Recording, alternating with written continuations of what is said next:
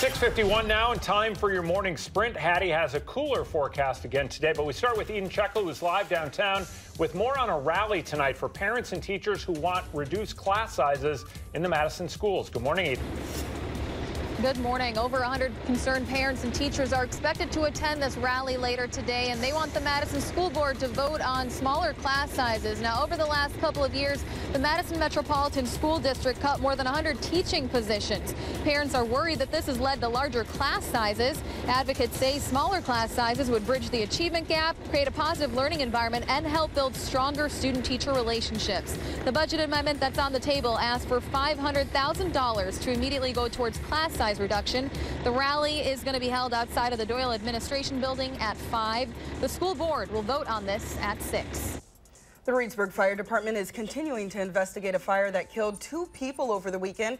It happened on the 700 block of North Walnut Street on Saturday. Firefighters found 2 people dead on the house's second floor. Officials do not believe arson is suspected. The Madison man accused of causing the death of a 2-year-old girl last year returns to court today. Joseph Gady is facing a first-degree reckless homicide charge in the death of the daughter of his live-in girlfriend. Police originally responded to his girlfriend's East Side apartment because the 2-year-old was reportedly choking. Officers later noticed she had bruises all over her body. The 2-year-old was pronounced brain dead 2 days later. Gady has a status conference in Dane County Court at 2:30 this afternoon. Wisconsin craft brewers and wineries are trying to stop a plan that would prevent them from selling their products on site and force them into contracts with distributors. The Wisconsin Tavern League and the Wisconsin Beer Distributors Association are trying to convince lawmakers to adopt the plan in the state budget proposal. If it were to pass, craft brewers and tap rooms on site selling areas would have to be shut down. The Tavern League says bars can't compete with microbreweries and wineries that are destinations for tourists. Governor Walker is celebrating Wisconsin Cheese Day in our area today. He's going to be at the Klondike Cheese Plant in Monroe this morning before going to see 5 other cheese producers around Wisconsin. This is all to highlight the importance of the industry in this state. Cheese is now Wisconsin's official dairy product, thanks to the ingenuity and creativity of some Mineral Point 4th graders who lobbied state lawmakers over the last couple of months for the designation. And on this Monday, we start on a chilly note, but skies are sunny here in Madison. You'll note a little cloud cover off to the west from the station. Clouds are expected to increase as we go towards the lunch hour today. Temperatures will stay in the 60s, so it will be a cool day. Some showers popping up late this afternoon into this evening, as well as a few isolated rumbles of thunder. All that activity quiets down, though, as the sun sets this evening. The nonpartisan Congressional Budget Office is expected to release its original cost estimates of the Senate health care bill any day now.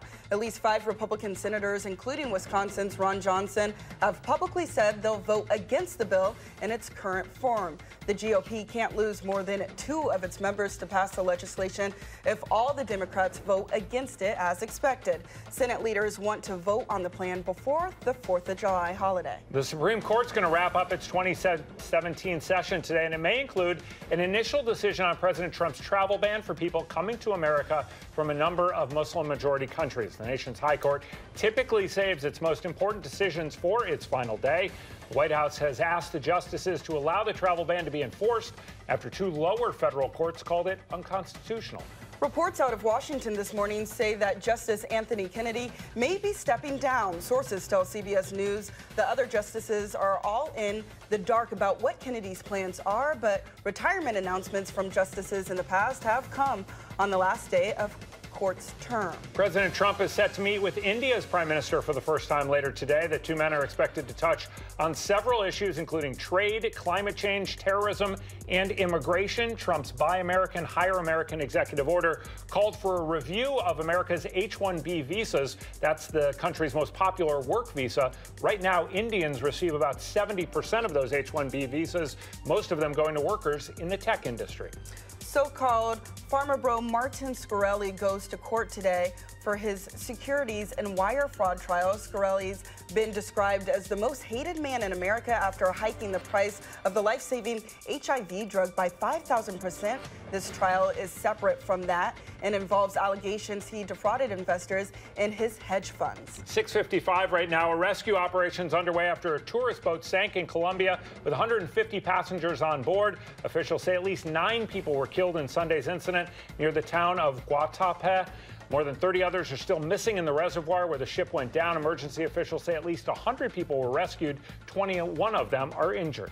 Wildfires continue this morning to significantly impact parts of the western United States. The Brian Head Fire in Utah is the largest active wildfire in the country right now, having burned more than 42,000 acres so far. Local forecasters say thunderstorms are possible there today, which could help firefighters, but also could cause more problems with lightning strikes. Let's get a final check now on first alert traffic this Monday morning with Josh Tim. Good morning, Josh. Good morning. Well, continuing to pick up on the westbound side of the Beltline, tapping the brakes between Stoughton Road and John Nolan Drive, adding 5 minutes to your time. As we head down John Nolan, heading towards downtown, not seeing anything that will hold you up too much. It's just starting to get crowded near the Rimrock and Nolan Avenue intersections.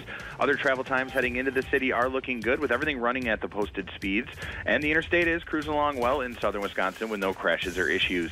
With your first alert traffic, I'm Josh Tim. Thank you very much, Josh. Thank you. And the view outside this morning, we still have sunshine early today. Enjoy that sun. We will see more clouds heading into the afternoon.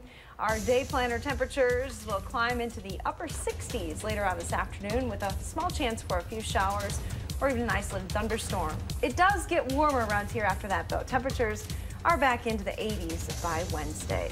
Looking forward to those warmer temperatures. Yeah, I want summer back. I know. Only Where had a few is days of summer? it. Where's summer? Been a while. Not beach weather. No, certainly not. Thank you very much, Addie. Thanks, Belina, for stepping in for Danica this morning. CBS This Morning is coming up next. There's going to be an interview with House Minority Leader Nancy Pelosi.